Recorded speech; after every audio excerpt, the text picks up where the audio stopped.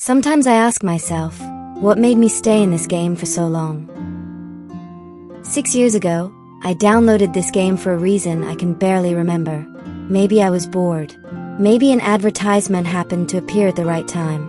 Or maybe the gaming god introduced me to this game in a way that I never thought before. Whatever the reason was, I never imagined that a random download would end up following me for the next 6 years.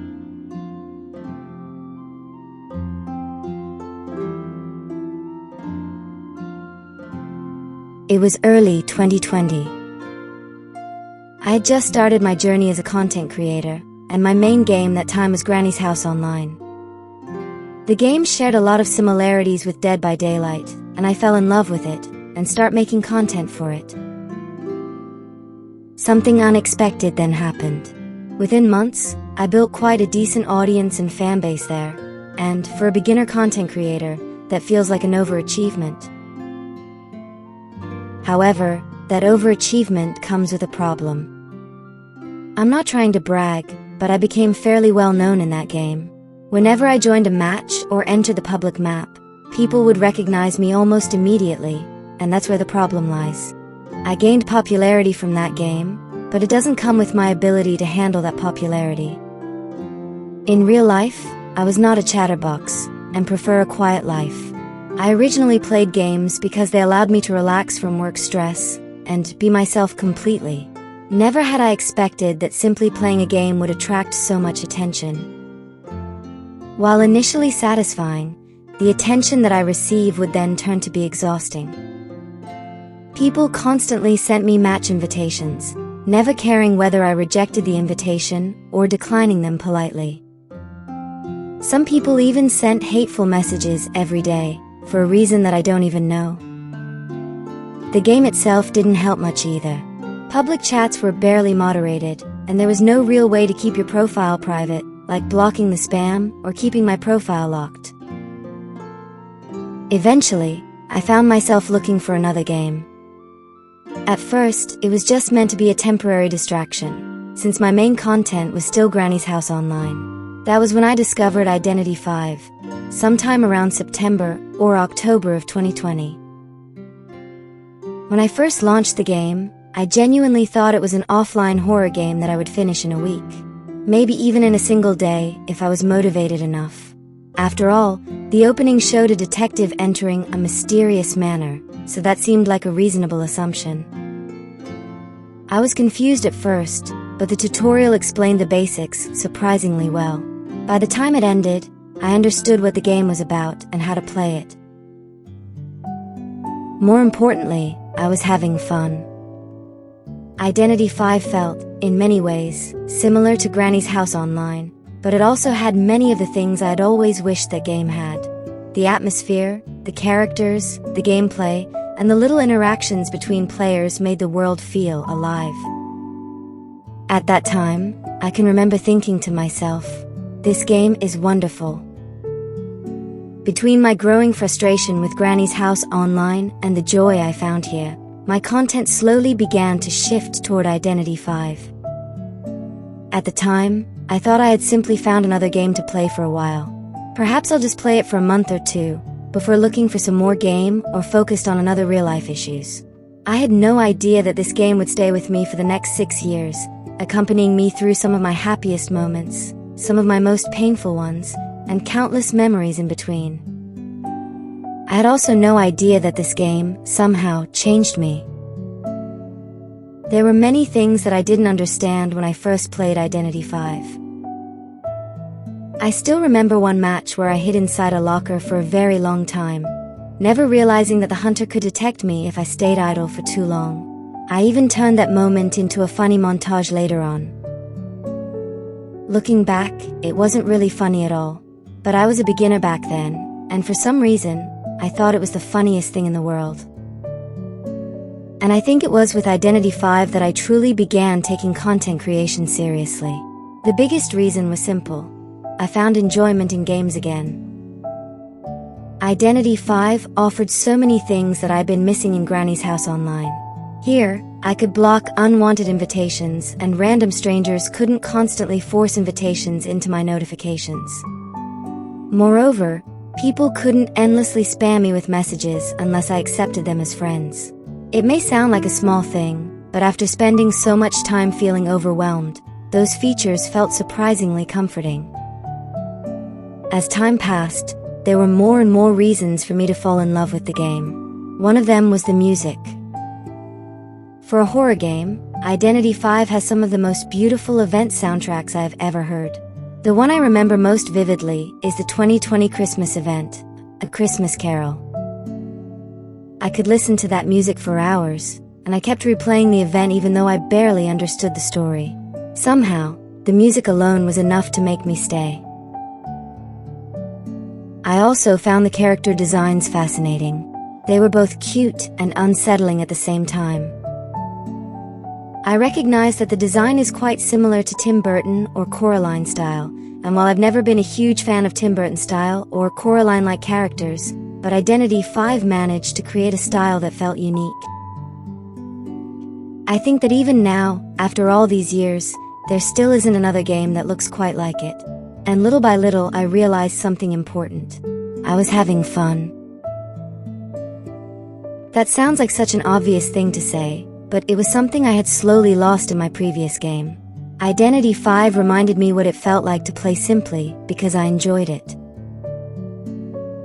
When you talk about an online game, of course the enjoyment wasn't just come from the gameplay, but also from the people you meet along the way. Here, I met new players, welcomed new viewers, and spent countless hours with them. Some people from Granny's house online followed me here, and a few of them have stayed with me for nearly 6 years. If you think about it, that's such an amazing thing. These people, while I never invited them, followed me to this game, and continue supporting me throughout all these years. I know that there are people who started watching me when they were still in middle school or high school. It's funny that now, they are probably living lives of their own, having graduated from college or just enrolling in one. They've grown older, found their own paths, and become different people altogether, and I'm happy to be allowed to witness a small part of that journey, and more importantly, I'm happy for them to be the part of my own journey. As I continued making videos, I also met other Identity V creators. My early content mostly consisted of funny moments, which is something I carried over from my previous game. I made a lot of those videos, and through them I gained new viewers, met fellow creators, and shared countless memories with them. One friendship I will never forget was the time I spent with fellow creators Aphrodite ID and Wanton Riki. Not many people know this, but I spent a considerable amount of time with both of them. Around 2021, I became a regular in their streams and videos. Sometimes I joined as a player, and sometimes I was simply there watching along with everyone else. Thinking back, those were genuinely wonderful days. These days, I rarely see Wanton around, and Aphrodite ID eventually stopped creating content on YouTube. But the funny thing about meeting people online is that you don't always get a proper ending. There's no goodbye. Mostly you never meet these people in person, and simply parted ways silently, without either party noticing. Despite that, they remain in your memories forever. I think every long-time player understands this feeling. You meet people in a game, spend time laughing, arguing, celebrating victories, and enduring frustrating losses together. Then one day, they're simply gone without any farewell. But somehow, they continue to exist in your memories. You remember their jokes, their laughter, the conversations you had late at night, and even the difficult moments you shared together. And after a while, you realize that you don't want those memories to be replaced with anything. In my eyes, I think that's one of the most beautiful things about this game. It wasn't the high rank you achieve or the flashy, expensive skins you have. For me, it is, and it's always about the people I meet along the way. I believe that years later, long after they've disappeared from your friends list, you can still remember them like they were part of a chapter you never want to forget.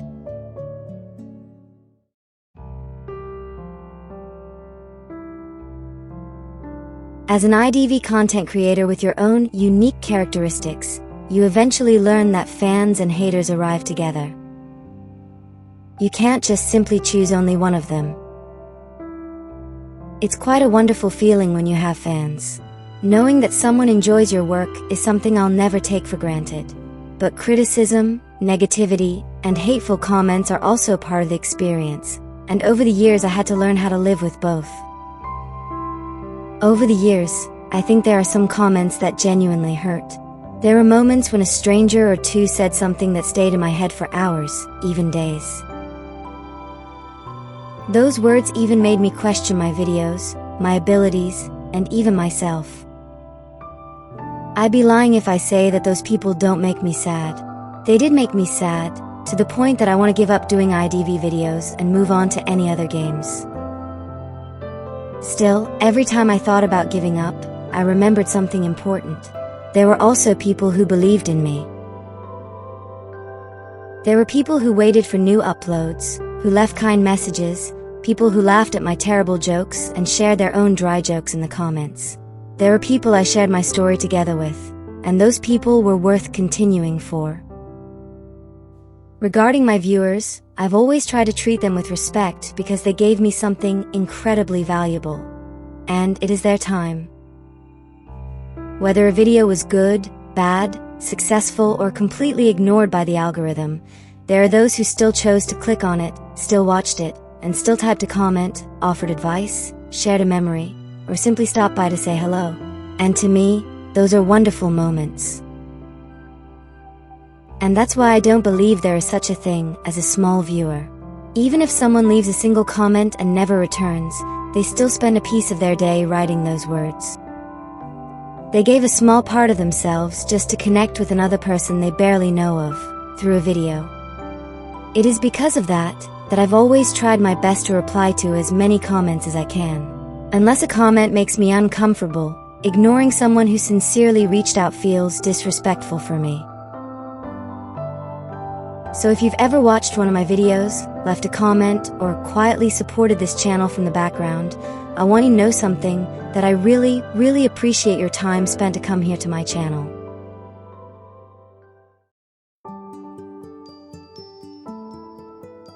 Back in 2020, I never imagined that I would still be making Identity 5 content years later. Yet here I am, 6 years after that random download, looking back on a journey that has been far more meaningful than I ever expected. Identity 5 didn't simply enter my life. It changed my life. Spending 6 years with this game has been quite a journey, and a very emotional one if I may say. Through playing the game and creating content for it, I learned many lessons that had nothing to do with winning matches or climbing ranks. I think the most important thing about experiencing a game for this long is not becoming the strongest player or achieving the highest rank. It's growing up alongside it. During these 6 years, I met countless people. Fans, haters, fellow creators, random teammates, and strangers who appeared for only a brief moment before disappearing again. Some gave me wonderful memories. Some gave me painful ones. But all of them gave me experiences that became part of my life. People come and go. The people I used to talk to in English 1 chat are not the same people I joked around with years later. Some friends who were once there are gone now, while new people continue to arrive.